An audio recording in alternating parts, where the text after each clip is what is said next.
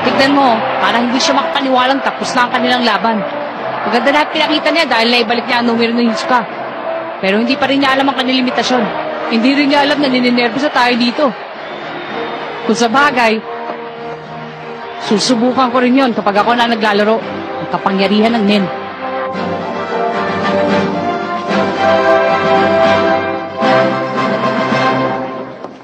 Sa palagay ko, tama lang ang desisyon na ginawa ko.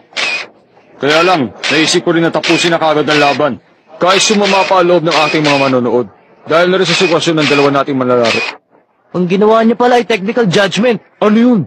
Kapag nakita ng mga referee na wala na talagang pag-asa isang manlalaro, tinatapos nila kaagad ang laban. Talaga?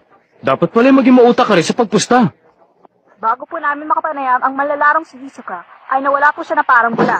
Kaya nakausap na lang namin. Nakita niyo ba? Babalik po tayo sa studio. Mukhang malaki na ang pinagbago ng batang baguhan.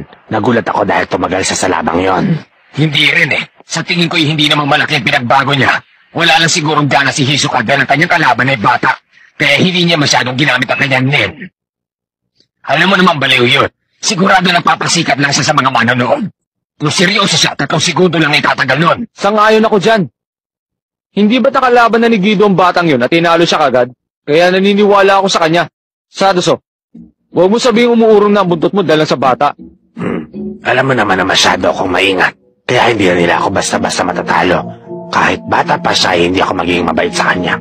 Ayos lang na maging maingat. Pero kung hindi ka gagamit ng pandaraya, baka maisahan ka ng iyong kalaban. Alam niyo naman ang target natin ay maging hari ng palapag. Kapag nagawa na natin yun, maaari na tayo magturo ng martial arts. Pwede na rin tayo magtayo ng sarili nating paaralan. Kapag nagawa natin yun, siguradong giginhawa na rin ang buhay natin. Sandaling panahon na lang.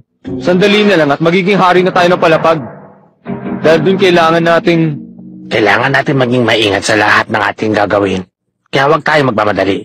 Kung hindi, baka mabigo lang tayo. Diba? Kaya gagawin natin ang lahat. Tama? Sigurista ka talaga. Wala nang dumating sa ika-200 palapag. Ito na po ang unang laban na haharapin ni Killua. Gusto ko na makita kung paano siya namaman. Magiging mas masento kesa dun sa naunang laban. Panoorin na natin! Komanda! Simula!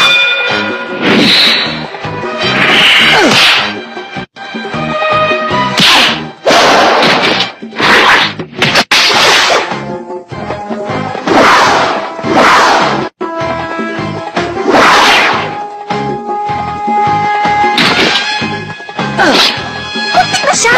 Mabilis na naiwasan ng manlalaro si Killua ang pag-ataking ginawa ng kalabang sigurado!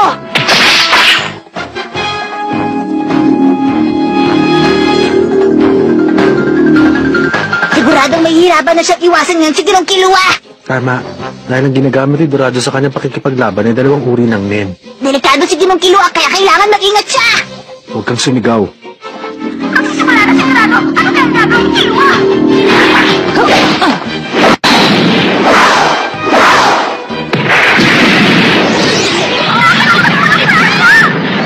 Tinamaan si Ginong Killua! Huwag kang mag-alala. Nasiguro kung walang nangyaring masama sa kanyang Ten. Nagtago niya yun kagad. Sumusugod na naman po sigurado! Samantalang si Killua hindi man lang gumagalaw! Ayan na po mga kaibigan!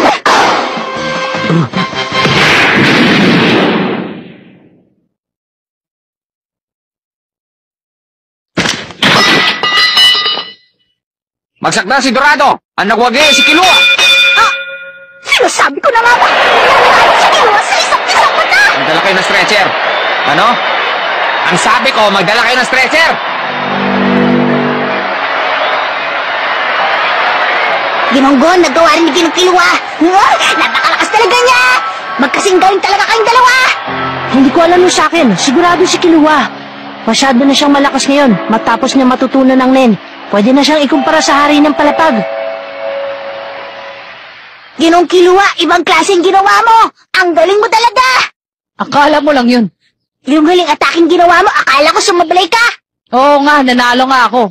Pero parang baliwala naman yung laban namin. Kumpara doon sa laban ni Gon at Hisoka, wala kaming binatbat. Tama. Mas maganda at makabagbag damdamin ang laban ni Hisoka at Gon. Pero, habang naglalabang kaming dalawa ni Hisoka, napag-isipan ko hindi lang ang kapangyarihan ng Nen ang dahilan kung bakit siya nanalo sa akin. Depende pa rin kung paano niya gagamitin ang kanyang kapangyarihan. Kailangan ko malaman kung ano talaga ang Nen na nababagay sa akin. At dapat lang na ako lang ang makakakontrol sa kanya. Kaya lang, hindi ko pa talaga yun nakikita. Tapos lumaban ako ng basta-basta. Hindi pa ako malakas. Kung sineryoso lamang ni Hisoka ang laban, siguradong ako Kapag nalaman mong bagay na yon, maiisip mong labis ang kahulugan ng iyong pakikipaglaban. Kapag ikaw ay natalo, mas marami kang matututunan kaysa kung ikaw ay mananalo. Ginunggon, tigilan mo muna ang pag-iisip tungkol sa laban. Mas mabuti magpahinga ka muna sa loob ng 1 buwan. Ang oras na ito ay ilaan mo muna sa pag-iisip tungkol sa iyong Nen at huwag sa pakikipaglaban. Isa rin iyong pagsasani ng isip mula sa Mind Origin School. Opo! Ginong Killua, pwede ba kitang makausap na tayong dalawa lang bago lumubog ang haring araw? Oh,